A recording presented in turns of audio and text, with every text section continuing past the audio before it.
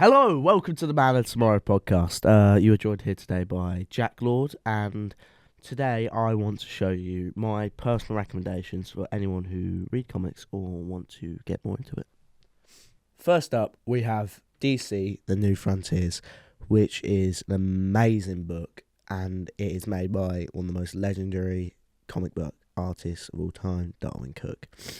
Darwin Cook worked on the Batman animated series and the Batman Beyond series, and he always had a love for vintage the Silver Age of comics. So if you look in the art here, all these pages are so beautiful and they all look so classic in a sense.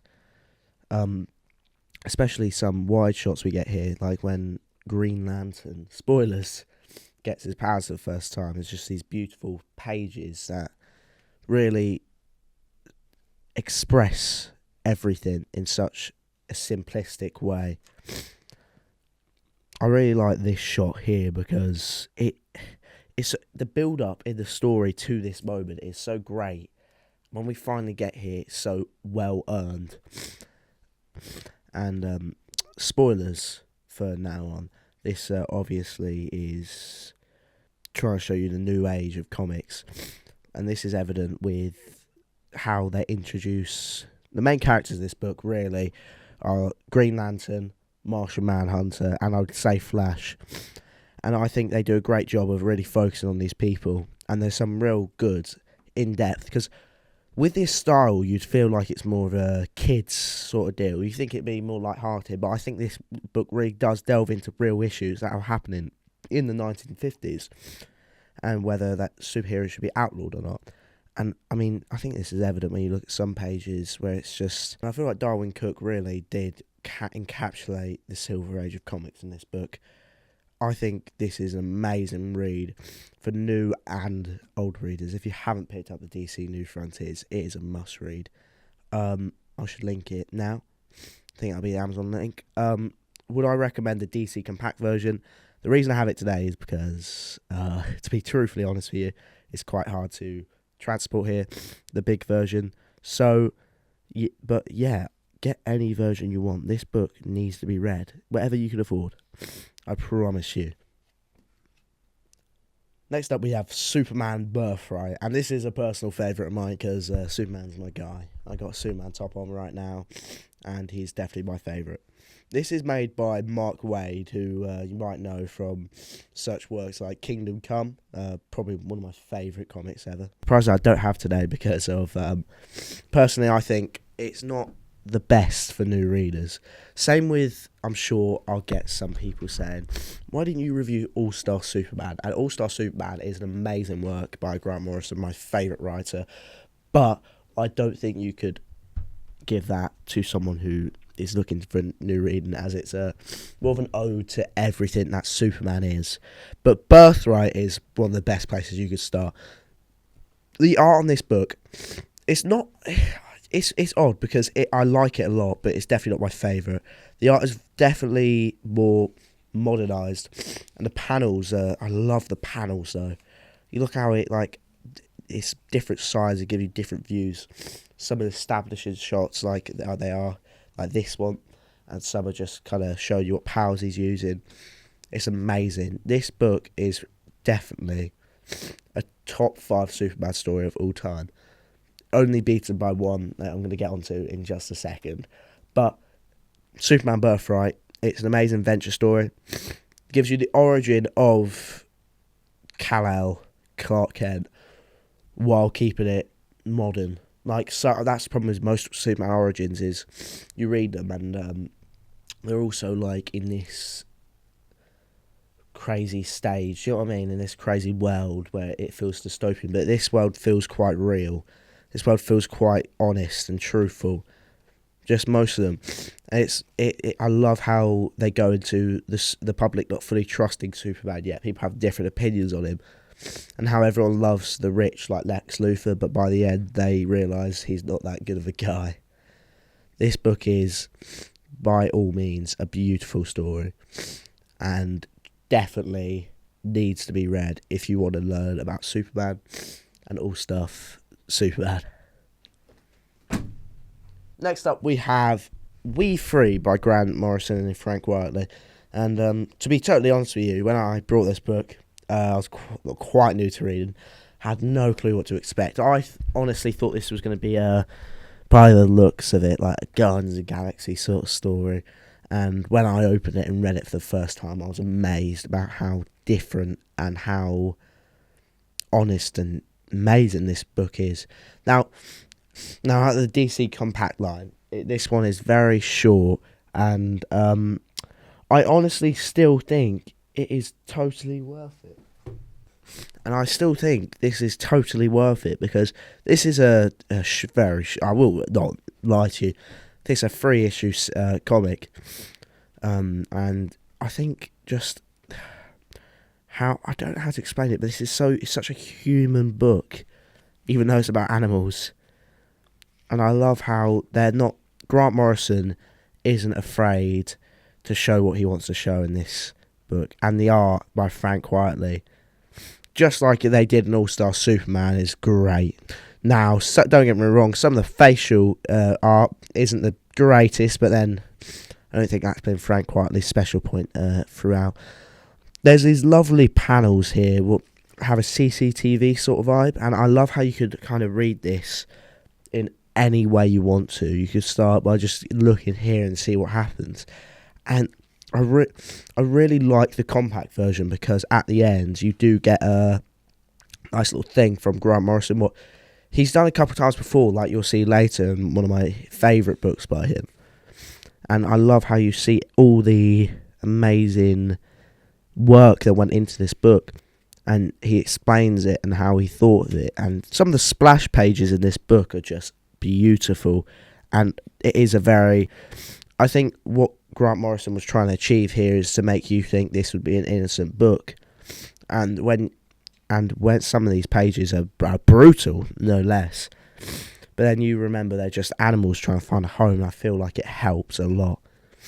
He achieves this by, even in the start of each issue, he holds up the missing poster for each of the animals. So these animals had a home before, and obviously were taken and were lost and missing. And it adds so much character to them. It makes you feel for these animals and for the, all the pain they've gone through, because they are in pain. Look, like, these people are in these animals are in a horrific state, and they've been experimented on. And that's something that Grant Morrison does love to include in his books, and as we know, Grant Morrison was a vegetarian, and the crazy thing is he always liked to include animals' rights and all this sort of stuff in his books, like including Animal Man, which, trust me, we will talk about later. But this is just clearly there's a message here, and clearly he's trying to show it to you. And I don't want to spoil this book, because I think that you need to read this, understand the message, and take away what Grant Morrison's trying to tell you. Next up, we have Batman The Long Halloween. I know you've been waiting for a Batman story, and this is unfortunately the only one we have on the list, because, to be totally honest with you, I haven't read enough Batman.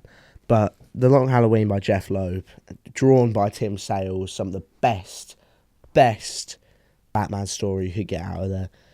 This artwork in this book is insane. It's beautiful. It somehow encapsulates this sort of so stylized artwork, just like Darwin Cook did. And it's so, you see this art and you know this is Tim Sale. And I think that's a beautiful way to do it, to put it. It's just like the art in Superman. What? This book, just like Superman for All Seasons and The Dark Victory, are just so amazing and so different. I look at the Joker, how the Joker's drawn in this book. He's just drawn as some lanky menace, and you do fear him when you see him. I think it encapsulates Batman while keeping it comic-y. I think with most Batman stories now, they try to keep it too realistic, and they forget that Batman's a guy who dresses a bat and chases around crocodiles. Do you get what I mean? And I feel like we need to go back to this sort of stylized craziness that Batman used to have. and it is perfect. You can read it if you don't know Batman. You can read it if you're an experienced Batman fan. You can read it at any point. Next up, we have Superman's Secret Origin. Now, earlier when I was talking about the new sort of comic, Birthright is more modern. This gives you more of the Christopher Reeve classic sort of deal. Now, I say that, but then it doesn't really. It gives you such a modern classic, so it gives you such a sort of Christopher Reeve film sort of deal, and this is definitely evident in the artwork. Seeing as, if you look here, every frame looks exactly like, and it's so evident when you look here, and just every frame looks exactly like Christopher Reeve, and I think this is a perfect read next to Birthright to see how old a new Superman is presented. Now, this book isn't obviously old in the slightest. This is quite a newer comic, but I still think it shows an older version of Superman, you know, including Superboy and just every part of it. And I think that's what we kind of don't really use in comics nowadays, because Birthright doesn't include the sort of Superboy arc and Crypto just at the start. I really like how these sort of comics really do encapsulate how much of a nerd Clark is, how much of a, like, how he changes himself, his posture.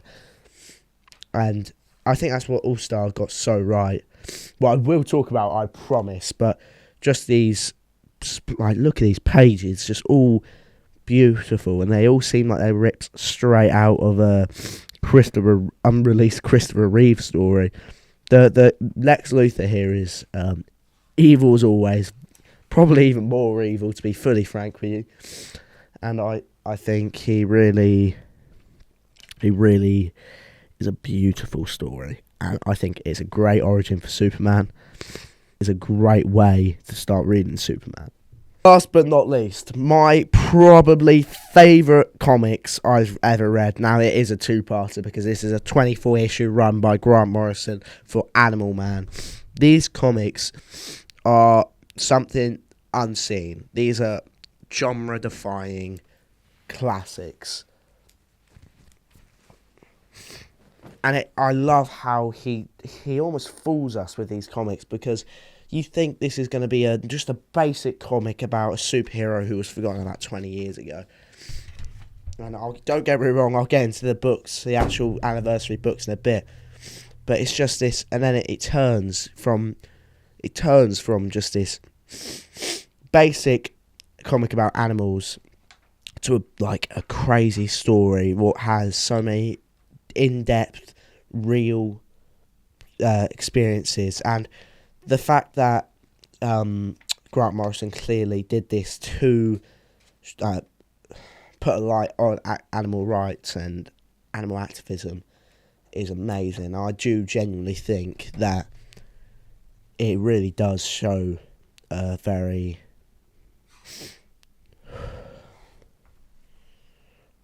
honest take to these stories, and it really does make you want to kind of help the environment, because some of the stuff you see animals go through in this book are just awful, and there's so many plot twists in these books, and we are going to get into spoilers for this one, so skip by if you haven't seen any of this. Skip to some point after the Animal Man ramblings, but so I'm going to do spoilers in 3, 2, 1. The first time I ever read this, and you see, so right, I'm gonna say it. The plot twists in these books are just amazing. When Animal Man, he goes against this person, you expect he's gonna win.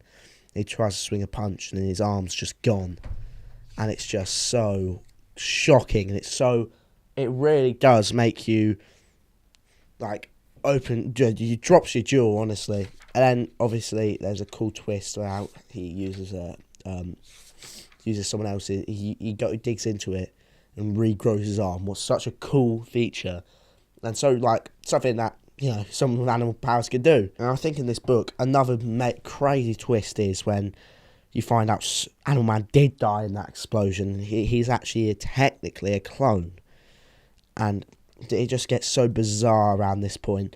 And when I first originally brought this, I brought the first book, and I thought, if I like it, I'll get it. And I'll get the second one. And when I instantly brought the second one when I was about hitting the book, because it got so weird and bizarre and so odd. And, I mean, Helen literally stopped existing for a minute. It's just... And I love how Africa stays with him. What happens in Africa, though, obviously, when he finds out he was a clone, stays with him throughout the entire book. It's not just some loose plot line. And even with the second book, this one, I personally believe, is even better because you're in the story now, and it really doesn't try to hold back anything from you. Hi, and I'm here joined by my good friend Faustus. Now, Faustus, what is your comic recommendation? I think it would be the original Spider-Man Noir comics from 2008. And why is that, Faustus? I just really like the gritty, not animations, the really gritty drawings. I just really like the gritty drawings, like the style. Everything is really good, and I like how the Spider-Man Noir is different to a lot of the other Spider-Man. It's more serious take on Spider-Man. Yeah. What can you give us a story synopsis of the original run? Obviously Peter Parker is, just doing his stuff, and the spider stuff. Yeah, he gets bit by a spider, just like any other. We see this is set in World War II era. World War II. Yeah, and when he gains his abilities, he witnesses his Uncle Ben get eaten by the vulture. Oh, really? Yeah, and something different about this Spider-Man is he actually kills Vulture, and with a gun as well. Because is it to my awareness that he does carry a gun, does he? Yeah. He's as marksman.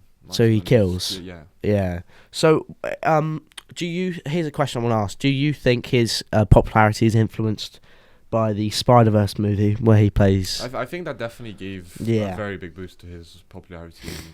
Do you think they would be making a show right now if it wasn't for the Spider-Verse film? Actually, I think so, because I feel like the live-action show that's coming soon is entirely different than the Spider-Verse movies, because that's entirely... Spider-Verse movies are all animated, and this is all live-action, and there isn't even that many live-action Spider-Man variant media anyways. So. Yeah. Well, do you think... how do you think the original run of the comics compare to the new run that just recently came out? I feel like the 2025 releases, they're a lot less, like I said, serious, and they're less gritty. It's the art style is more childish. Yeah. I feel like. So how does the artwork how does the artwork go in the original?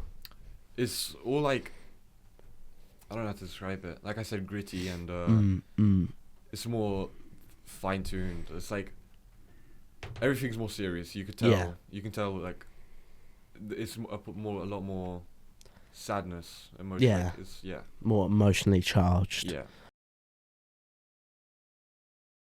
Oh, do you think the film then made Spider-Man Noir less serious?